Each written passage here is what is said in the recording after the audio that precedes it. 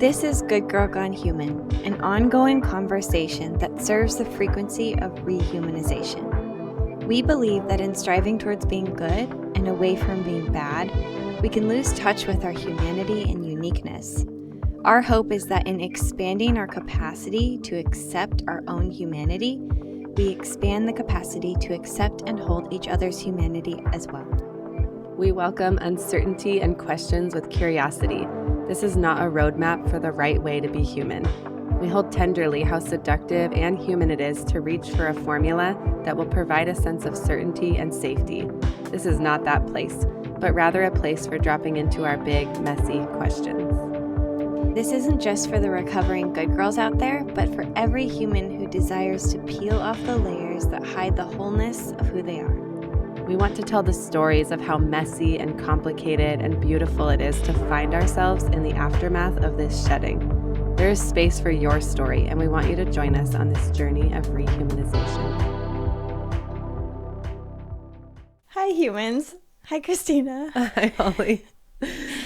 How are you? I'm good. I have tears in my eyes because we just had a real laughing fit. We could not start this episode for some reason. And there was nothing funny besides just staring at each other. This is the first time in a long time we haven't had a guest. Yeah. And that provided some structure or something to have someone else here. And so we're just stupidly staring at each other how do we do this? So we did it. We started it. Kristina stopped crying. I think I'm done crying. It was a good release, we said, to yes. Giggle like that. And I think we feel so much today because we're just coming in with this wrapping up season 2 energy, this haven't sat like this, just oriented like this for a while energy. And also so many big thoughts and feelings around just the podcast in general. So we're trying to settle in. It makes so much sense that we just needed a moment to laugh until we cried about nothing. Yeah. And now here we are. I actually feel a lot calmer in my body. So that's nice. That's nice. I'm getting there. I feel I don't know. I'm channeling Good Hang by Amy Poehler. Have you heard that podcast? Yeah. Oh, that's inspiring. She just is this did you see that clip where she's I'm truly giving 25%?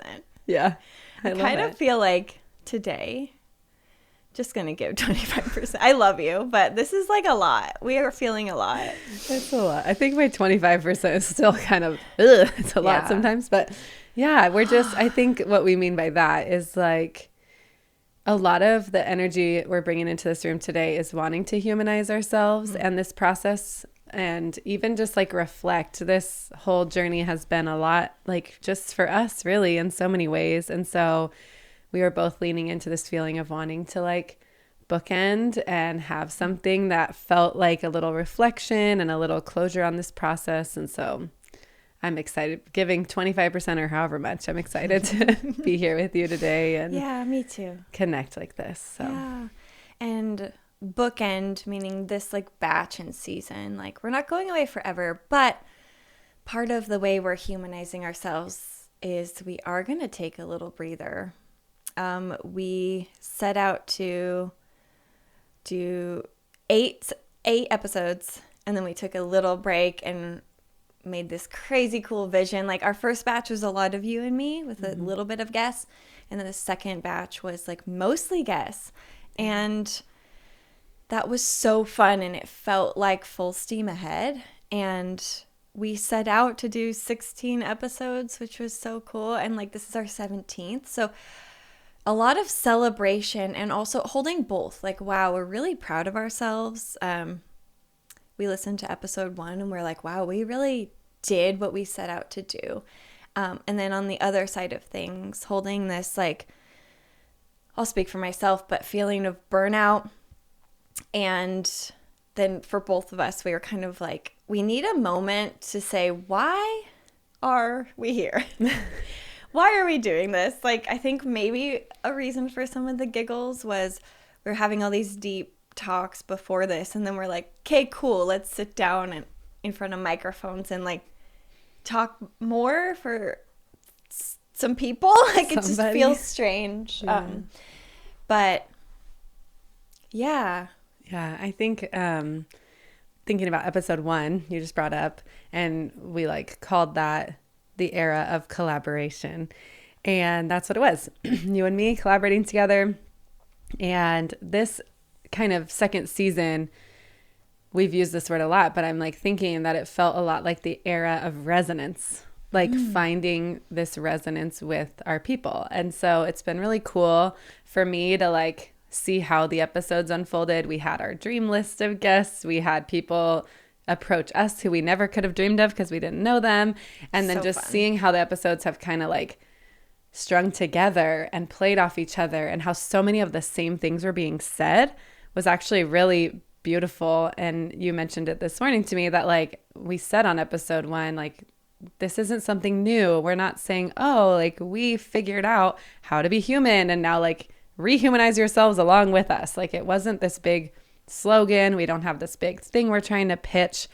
And I think sitting with all these other people who are like outside of even our normal sphere of influence was so cool to just be like, yes, this frequency, as we call it, of rehumanization is real. It's actually real. And it's okay that we're not saying anything new. I think that's actually really important.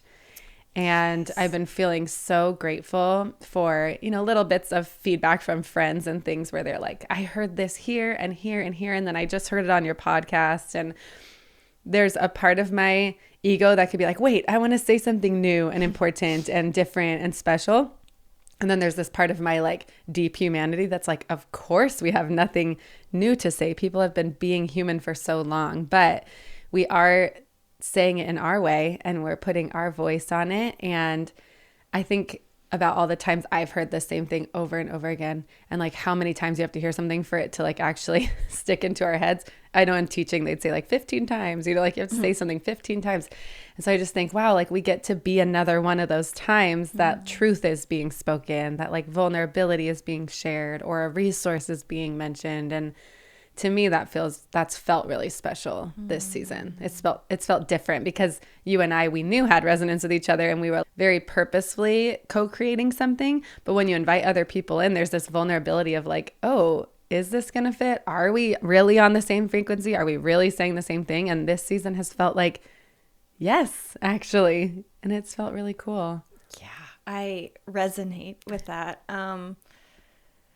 I actually am feeling like more connected to the podcast and hearing that reflection you just shared. I have been experiencing this weird, like I'm on the outside looking in, which I can expand on later, but I want to directly respond to, I think it might be the most important thing to not be chasing the new, and like, how can I be shiny and inventive? And I might butcher this, but what comes to mind is, I didn't tell you this yet, but I started a poetry class. And the first class was about Audre Lorde. I don't know if you know Audre Lorde. And she wrote this essay called Poetry is Not a Luxury. And there was this part of it that just sank so deep into my soul. Well, first, she's talking about how important it is for women to write poetry and to write our feelings and express our feelings. And there's this part where she says, totally going to butcher it, but that we can be like, chase like a drug, like the new ideas, and really as women to get really into ourselves and channel what's already there and like put our feeling out on paper, like is our power.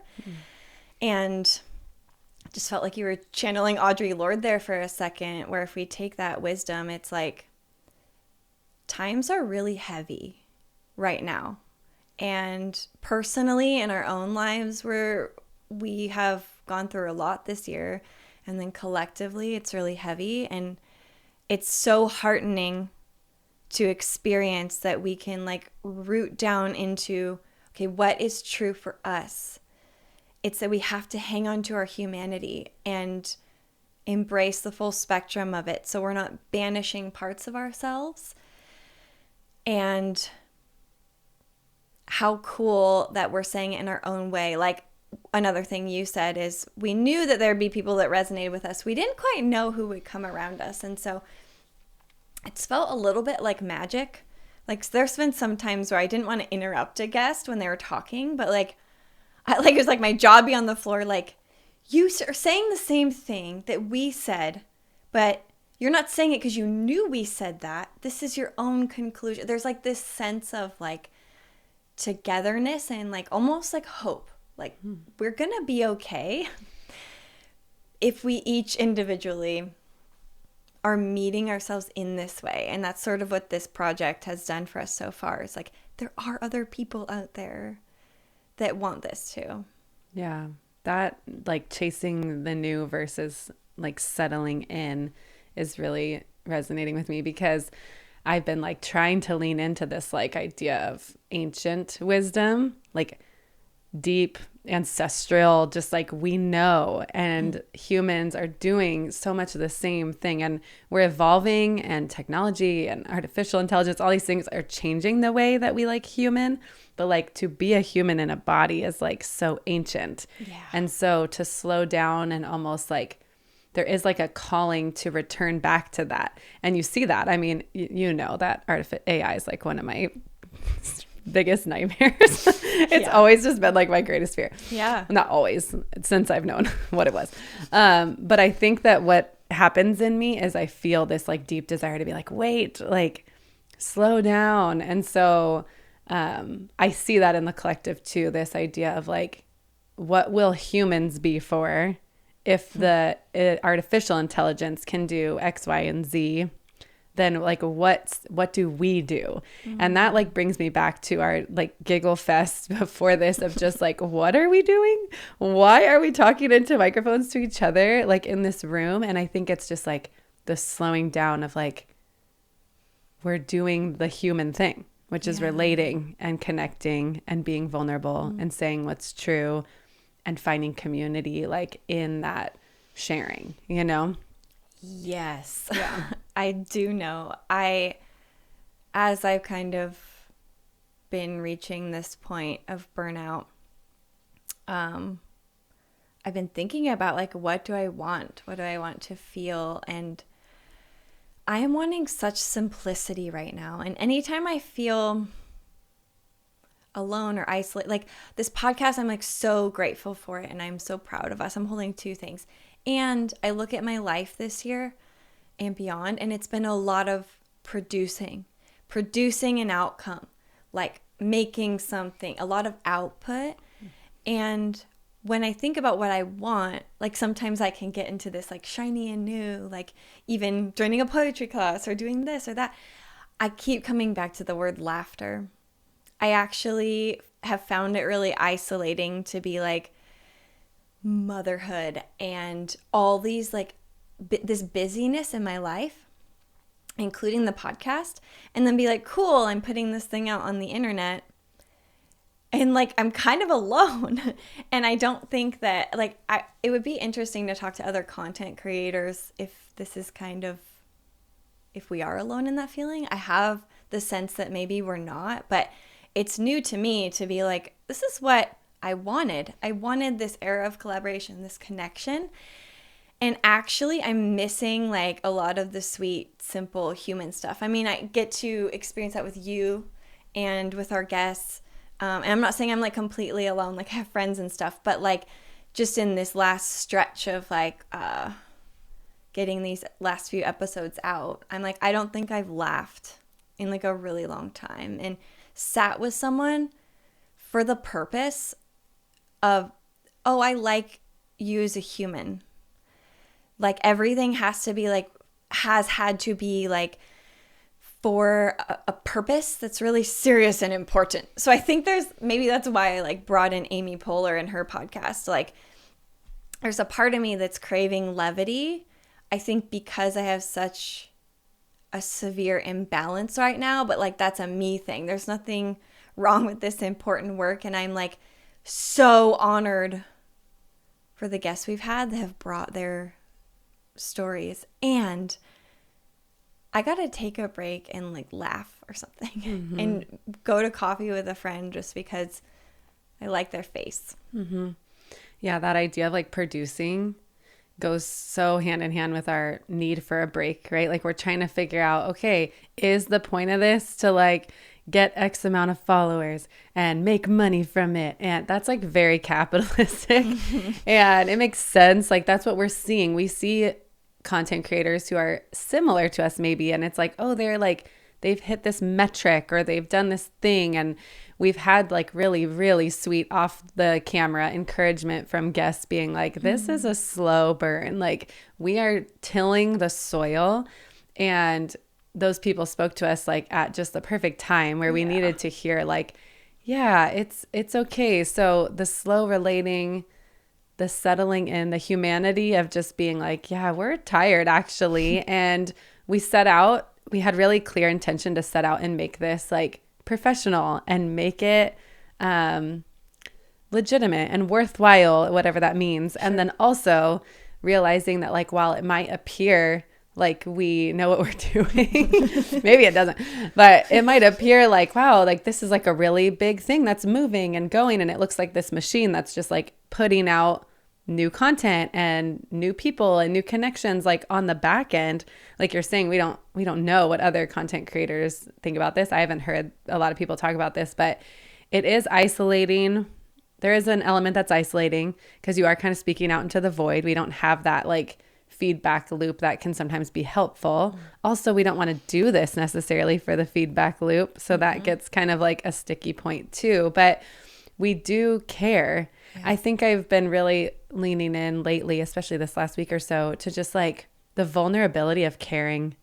Ooh. Like the vulnerability of wanting something to be good, to matter, to reach people, to help heal things. Like the levity you're talking about, like I feel the opposite side of that, the juxtaposition of like the depth that we care about the things we're talking about.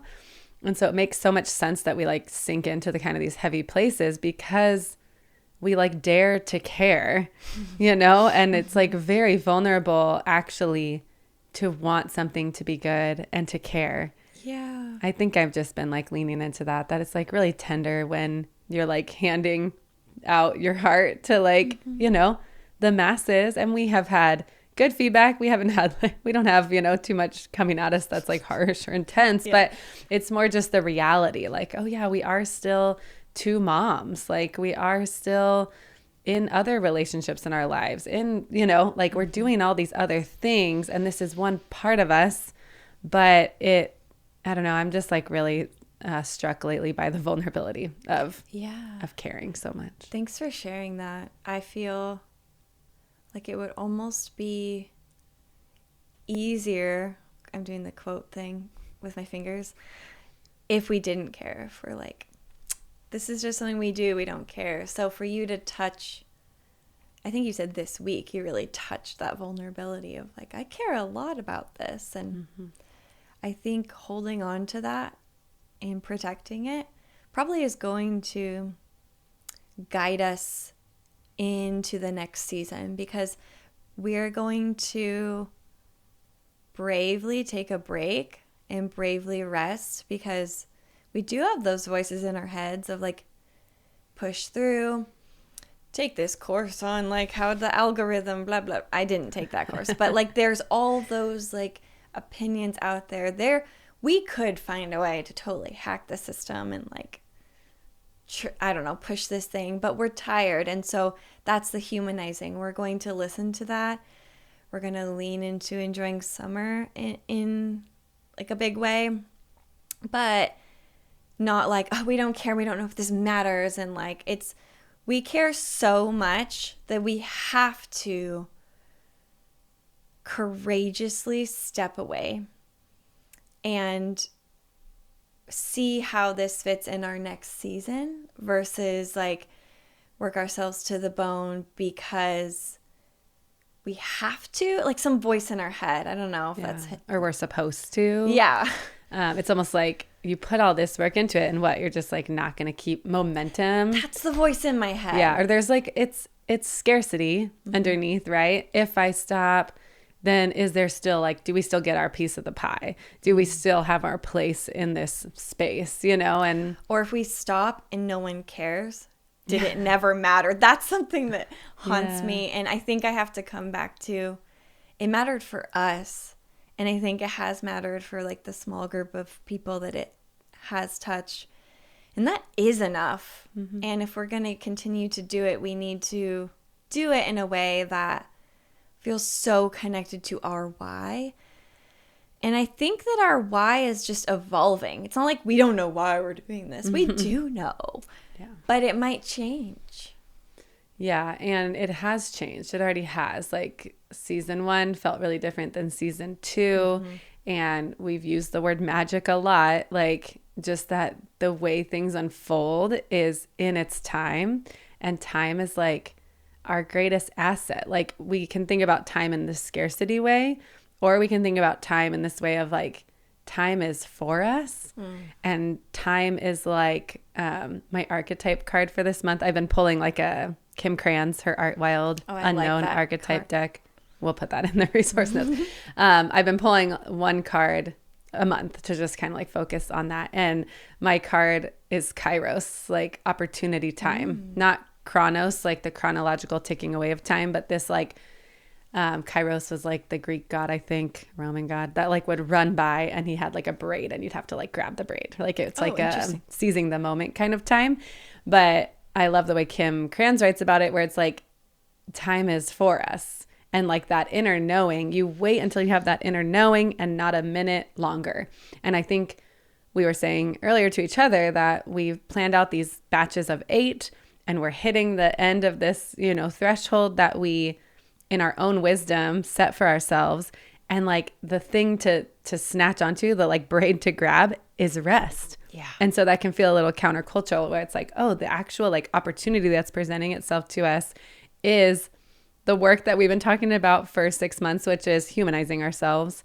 And we don't want to be part of this like algorithm machine. We don't want to be part of anything that's dehumanizing if it's on our own hands, you know, like we're not going to dehumanize ourselves. And so I feel grateful for you, because I have a tendency to like grin and bear it and muscle through. And we've talked about this in our own partnership, you know, in the past few months, of just like, I know I'm high capacity and sometimes I can use that against myself, you know? And so your capacity is different than mine, and our energy levels even look different. And there's like such a beauty to your wisdom that your lived experience has given you to like offer that to me. And I get to say, oh, just because I can doesn't mean I should, or doesn't mean it's what's best for me. And I can get like carried away. I can move really swiftly and like quickly. And so there's a lot of wisdom for me in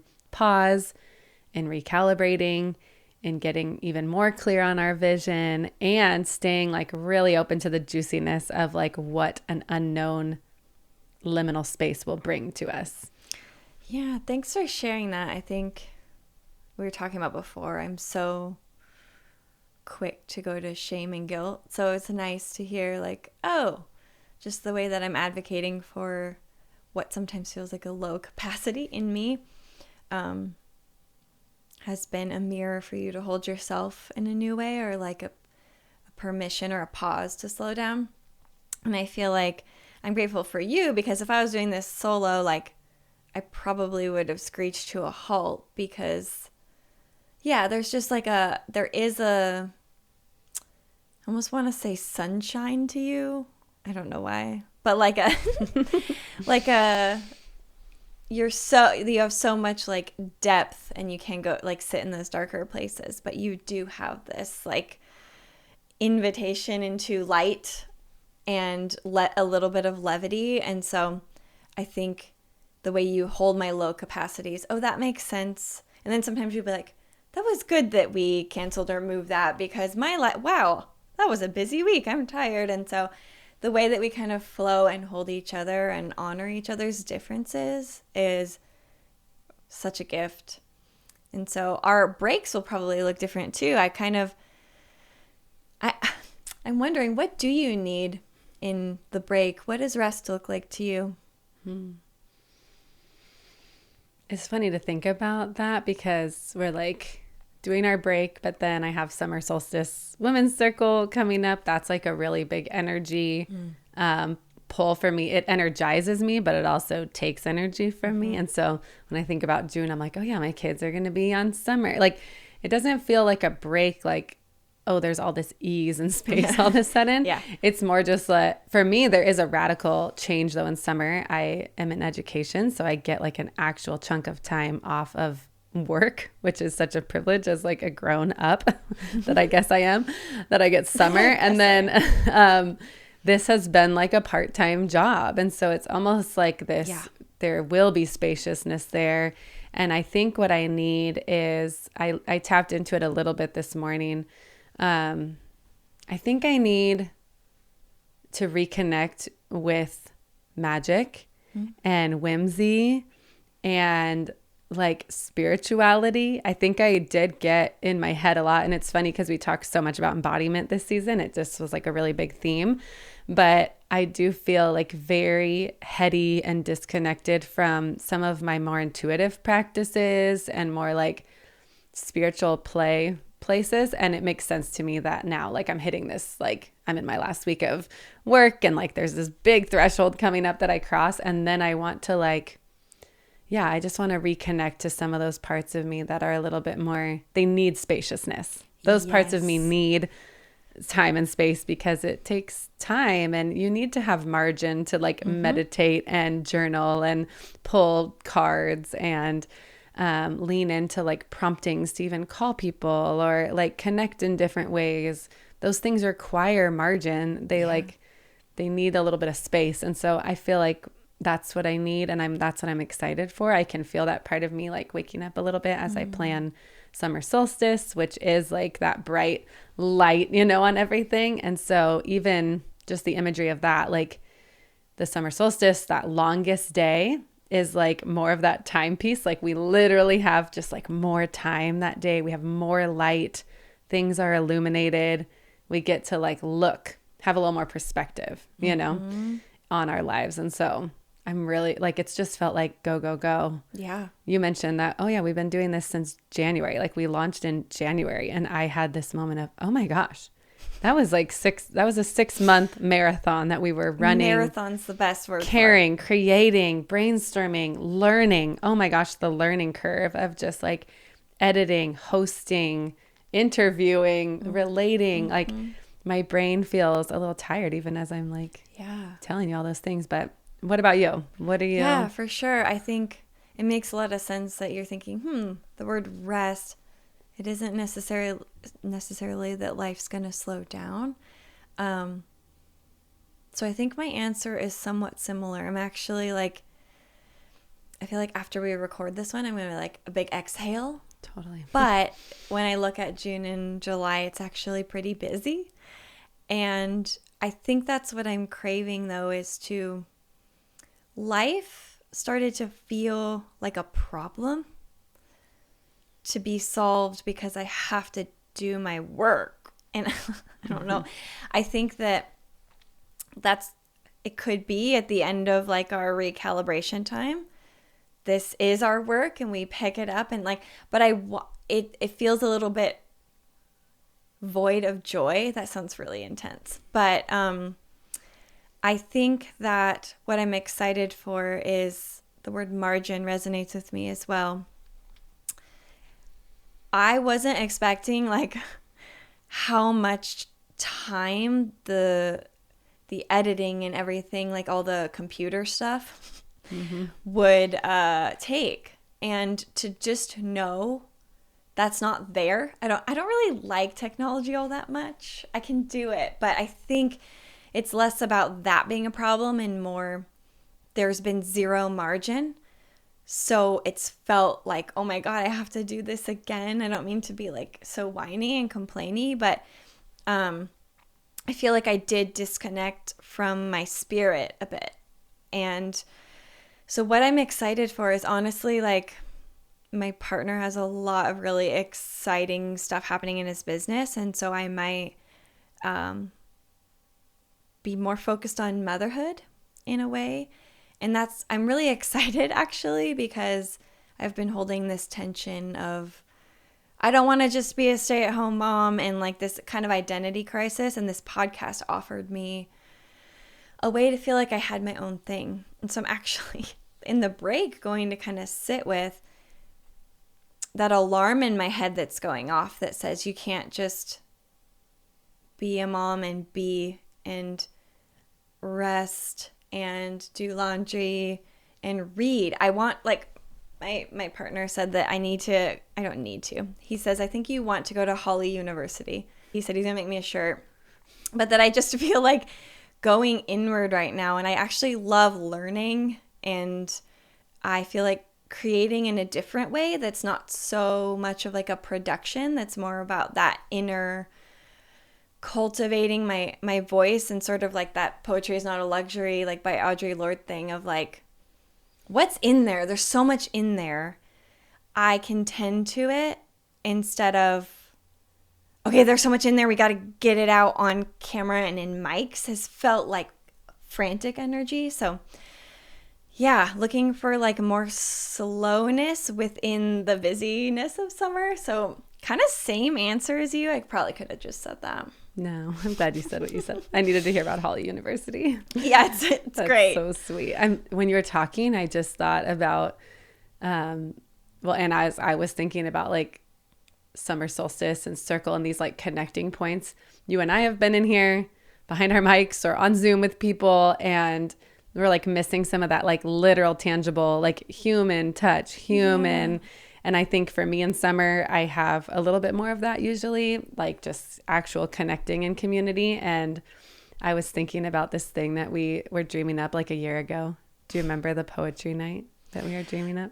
I have thought about that probably like once every couple weeks. I know. It's on my note in my phone. It's just like Holly poetry night. And the like premise of it essentially is just like getting together to either like read poetry that you wrote or like bring a poem that like resonated with you and have food. I mean, in the fall we were like soup buffet and like sit and be in the dark and like read poems. But I think there's even like a sweetness to thinking about leaning into that kind of stuff, like gathering people for the sake of gathering people. And I love a good like random themed party for no reason. And so just that feels like a good energy to bring into the break and the margin too, is like, where can I lean into actual human connection? Because our world is getting more and more like this in how we connect, right? These sort of parasocial relationships. Mm-hmm. And so there's a little bit of that slowing back into that ancient like wisdom of like sitting knee to knee or like shoulder to shoulder doing things next to each other feels like a really important work. Like the most humanizing thing ever. Yeah. So I think that is what we're holding, is like, we have a podcast about humanizing, and it's not that it's dehumanizing, but I think it was on the episode with Elise Snipes. I said something and then we all laughed, and I was like, I didn't know that was true until it came out of my mouth, and I haven't stopped thinking about it since. But I think we were talking about how there are just plenty of humans out there that don't feel like they need to go deep into doing this work, and they live their lives and they move through the world. And I think I said something like, sometimes I wonder if they're more human than me, like they're living their lives and I'm starting a podcast talking about how to live life. And it was funny, but I was like, that's actually a lot of the year felt like I wasn't living. I felt like I was surviving. And so the idea of like, we're going to get together and eat something yummy and like read a poem feels like that slow relating that we're craving. And then really sit with kind of like the soil that we've already like tended to, and be like, okay, what's next? How do we make this fit into our rich life that feels humanized enough where we can bring back in the podcast? I don't know if that's the way I want to say it, but yeah, I'll speak for myself. I feel like a bit imbalanced, and I want to like slow my roll and actually live my life instead of produce things that make people go, wow, she's really living her life. And then I'm actually really like alone and like sad all the time.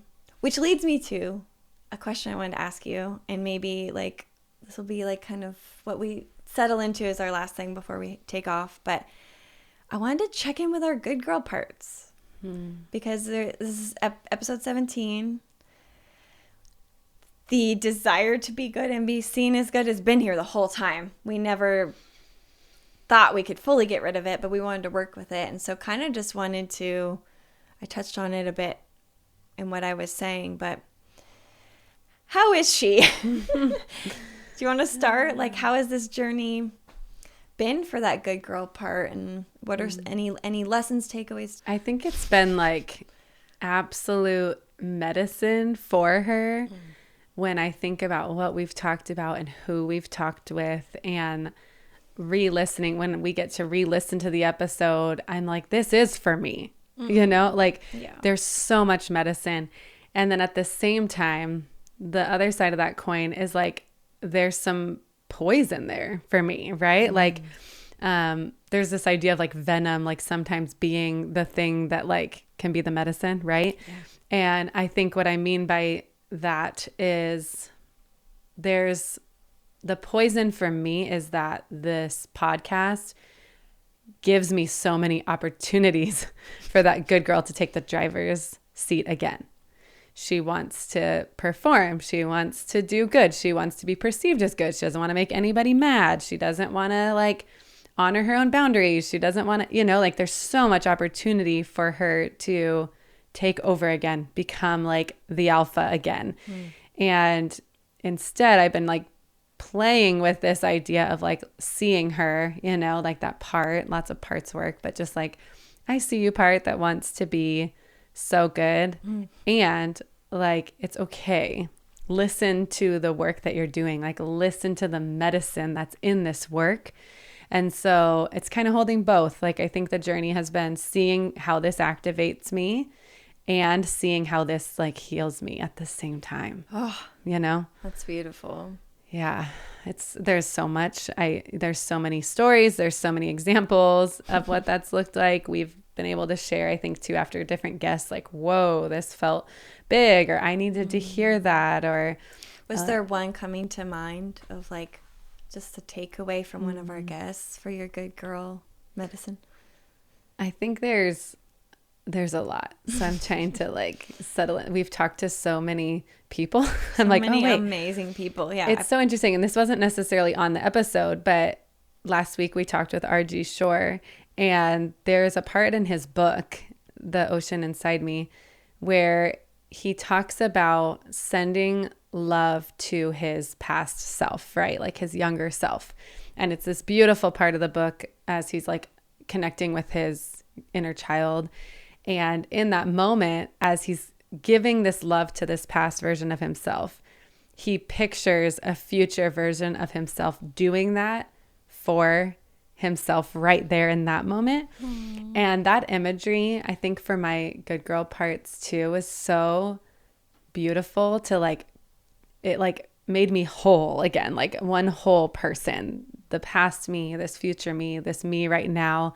Like we're all working together to do our best. We're trying to do our best, you know, and we want different things sometimes, those different versions of me. But I've had these moments where I sat with that kind of meditation and sent love to parts of me. Like I pictured just like really hard nights. There was one night where I did this sort of meditation and was picturing kind of like my first like real true panic attack, like post-divorce, and like sent that girl love and like saw her from this point of view.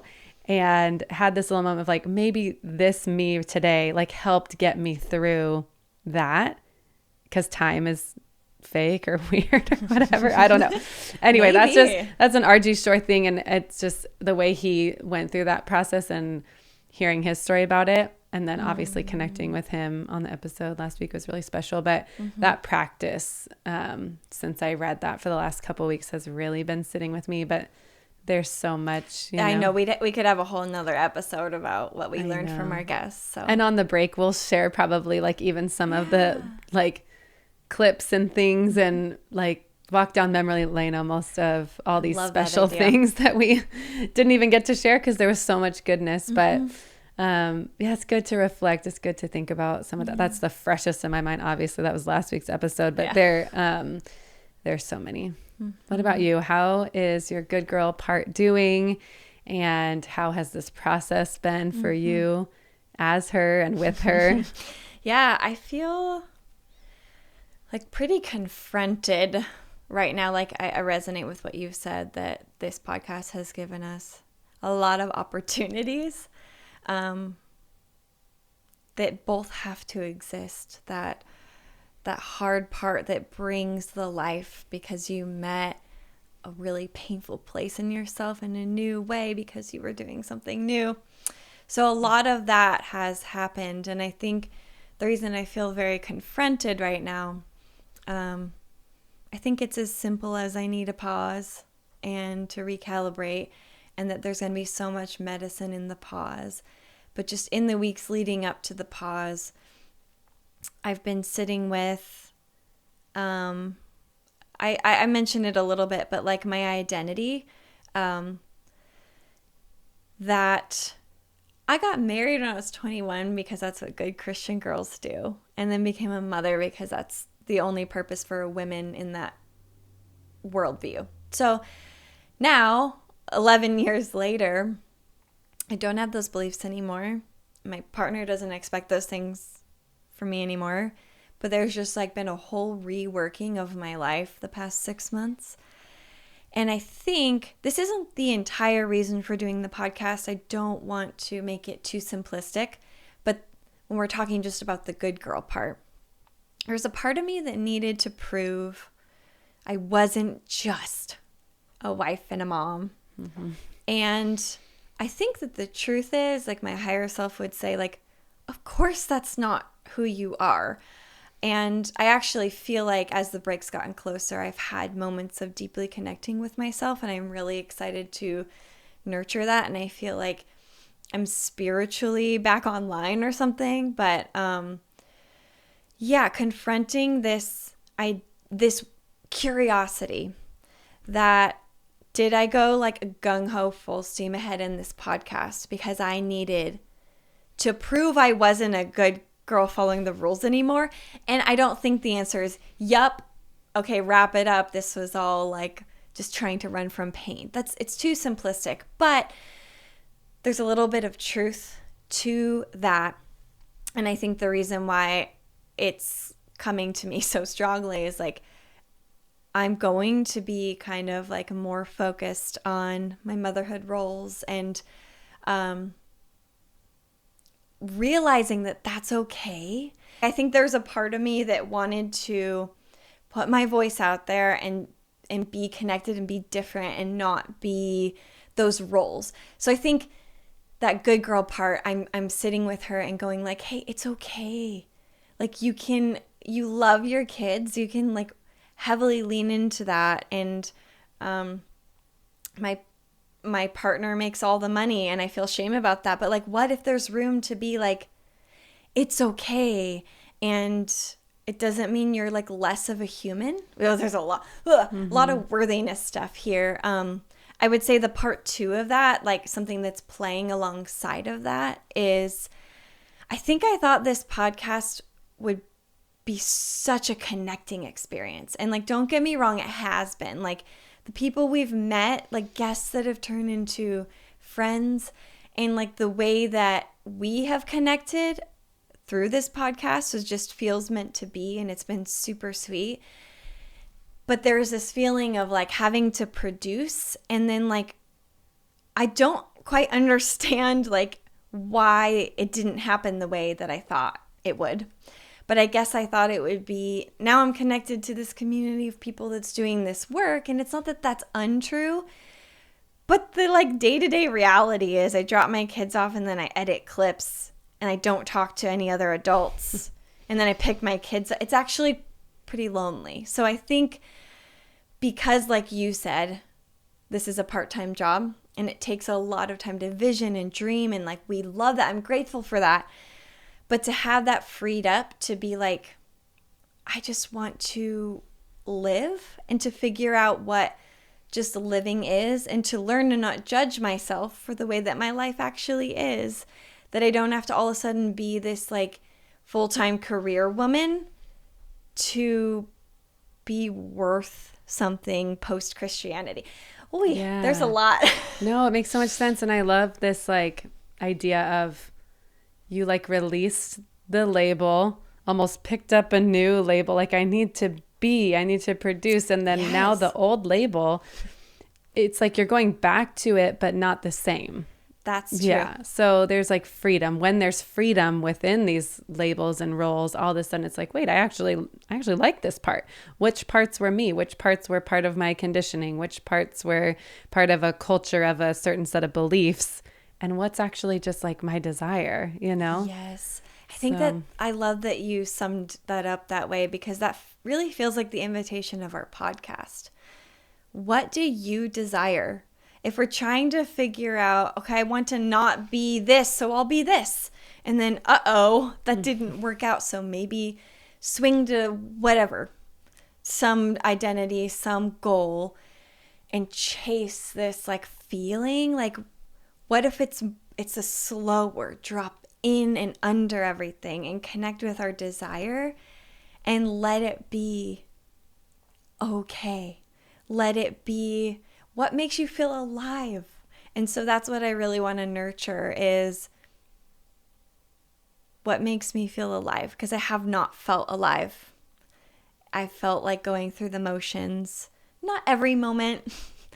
But I'm so excited to nurture my aliveness and then bring that to the next phase of our podcast. And that everyone's experience of me might be the exact same, but I am the only one that's going to protect like my life and my experience of life. And so I get to nurture that and bring that and feel good about my life. Yeah. Yeah, that's great. I'm like, okay, so we're bravely taking a rest and a pause. We don't know how long that's going to be, but we're not necessarily going anywhere. We are still around and working on this and dreaming and holding it like really tenderly. Like we said, we care about it so much. And so this break is part of that caring for it. We are excited that we do have some community forming around this in these ways. And if you are slowly catching up, this is a good time, I guess, for people to get kind of caught up on other episodes. We'd love to hear your feedback. We do value that. We are on our own like path, and we have our own goals and vision. And also this is like a community space. And so with that, we ask too, like if you are listening, if you like the podcast, subscribing and rating and commenting, like all those things really do help. We're not bending over backwards and like making our whole lives around these kind of like machines and these algorithms, but they do matter. And so if this podcast matters to you or has impacted you, it would mean a lot to us to know that and to see that. And that's like one of the ways. Obviously, engaging with people on our reels and stuff is another fun way that we kind of see that people are connecting with what we're making. But that's just an invitation if you want to support us as we're kind of on this break, listening to episodes you haven't listened to yet, and then just rating the podcast in general is super helpful. But we are so grateful. I'm grateful to you, Holly, and we're proud. I'm proud of us. Me too. Just kind of bookending, as we said, thinking about episode 1 to episode 17 here. And, you know, it's our own little like molehill that we've made a mountain in some ways, right? Like it's 17 podcast episodes, but to us, it's been, you know, months and months of like a real shedding, a real unlearning, a real taking things on. And so I'm proud of us. I just want to like state that on the record for our own kind of time capsule as we grow and continue to evolve, that I'm really proud of what we've created. And I'm so grateful to be on this journey of rehumanization with you and in this river of this frequency like we've talked about, just like, okay, what's around the bend, you know? I'm excited to find out with you. Yeah. Thanks for saying that. I'm so grateful for you as well. And there's been so many times where I've been like, oh my God, Kristina's really good at this. And it's just like, oh, that's my friend. So I have loved growing so far in our skills. And in the grittiness of just like our humanity, but also just like building a new skill with somebody is really cool. So I'm grateful as well. I love that little like time capsule thought. And yes, thank you in advance for rating and liking and subscribing, all the things. We appreciate you. And yeah, as we land the plane here, if you've made it this far, maybe check in with yourself and your good, bad spectrum. And where, as we're entering into summer, ask like, where do you need rest and spaciousness? Where can you bravely step into a bit more margin? And what do you need to make you feel more alive? Holding both. The sun's going to be at its highest soon, and we can also rest. So with that, we love you. We will be around. And please remember that you are an absolute badass and the most fragile thing. Treat yourself as both. Bye. Thanks, bye.